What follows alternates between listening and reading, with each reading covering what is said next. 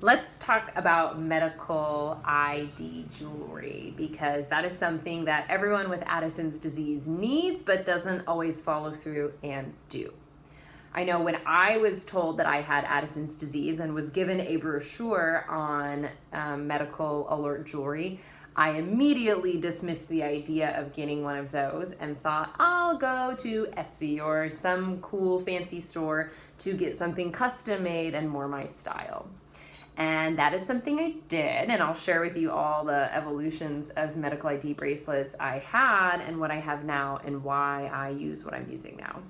So I first started out with just a little band, just looks like a silver bracelet, which was what enticed me initially, and it's got tapped on it. It's beautifully done. The artist was incredible, but it's got the tiniest, you probably can't even see it, little, that snake symbol, that medical alert symbol, tapped on the edge there, and then inside it just says Addison's disease, cortisol dependent, which at the time I thought was all the information that I needed, but that doesn't really say much.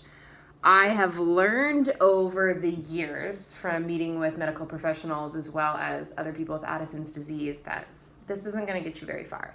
It's beautiful, and I will maybe wear this at a wedding or a special event that I'm with my partner or someone that knows all my medical history so they can be an advocate just in case if I don't want to wear my other one. But I really I would never rely on this anymore for my safety. So I moved on from that one. The next one I got was also an Etsy purchase, and it was beautiful beading and a little plate. And this one you can see a little bit more clearly, the snake medical alert symbol. And inside I just put Addison's disease, cortisol dependent, again, because that was all I thought that was necessary. This doesn't really give any information on what to do with me. This doesn't give anyone to call. This just says I have a disease that the person that finds me probably would have no idea what to do with. Wore this one for a while.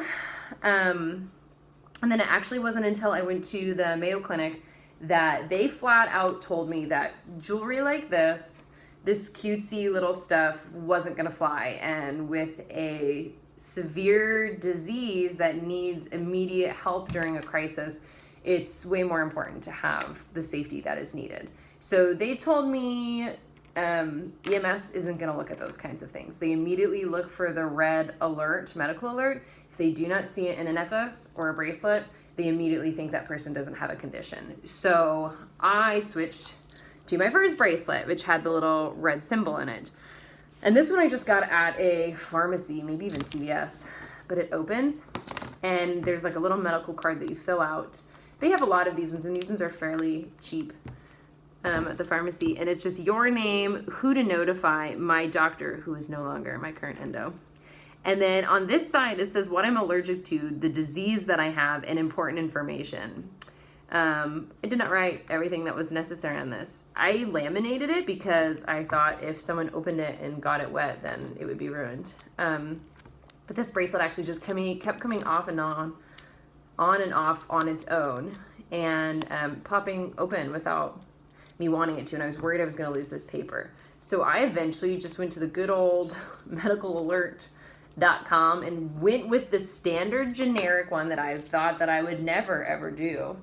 And I've had it forever now, and since I went to the Mayo Clinic, this is the one I ordered. I've used that one, and this is the one that I ordered. And this has all my stuff on it. The red is chipping, but actually I just repaint it with red nail polish all the time, and it's fine. So it has the alert. They know exactly what to look if I'm unconscious, they can find this red alert and then read the information on it. And on my medical alert, it says Addison's disease, steroid dependent, not cortisol dependent, steroid dependent, because that's the more important information. Then on the inside, I have instructions. I have my name, and the instructions inside literally say, give emergency injection. And then I have ICE, which is in case of emergency, and then my partner and his phone number. So if anyone were to find me, they could see this bracelet. I always wear it. Know that I have a disease, they flip it over and it says my name and to give me an injection, which they can open my bag, and then there's steps to walk them through on that.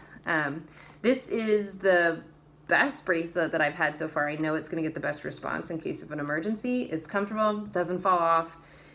If you would have told me 2.5 years ago that this is something I'd wear every single day, I probably would have thought you were crazy. But now it's just become a part of what I wear. I really don't ever take it off unless I'm getting a procedure done or getting a scan or something along those lines. But I typically keep it on all the time.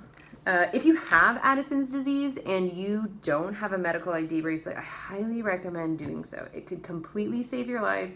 Totally worth it. If you need help purchasing it, I know there's some organizations online with roadside ID that will help pay for your ID bracelet, so that way you don't go anywhere without one. A lot of endocrinologists think it's not necessary. It is. If you have Addison's disease, you need a medical ID necklace, bracelet, whatever you can get. I have heard a lot of negative response about the tattoos. Obviously it's your body and do whatever you want, but if you do have a medical alert tattoo, I highly recommend in addition also having a bracelet or a necklace, because I have heard that EMS will not look for tattoos because they don't know if it's real or not, which I'm not really sure on those standards or how they're trained on that, but apparently when it's a tattoo, they don't know if it's to be taken seriously or not, whereas a bracelet or a necklace, they will always take it seriously. Yeah, so that's a forever jewelry that everyone needs and should have. Your medical ID. So if you don't have one, get one.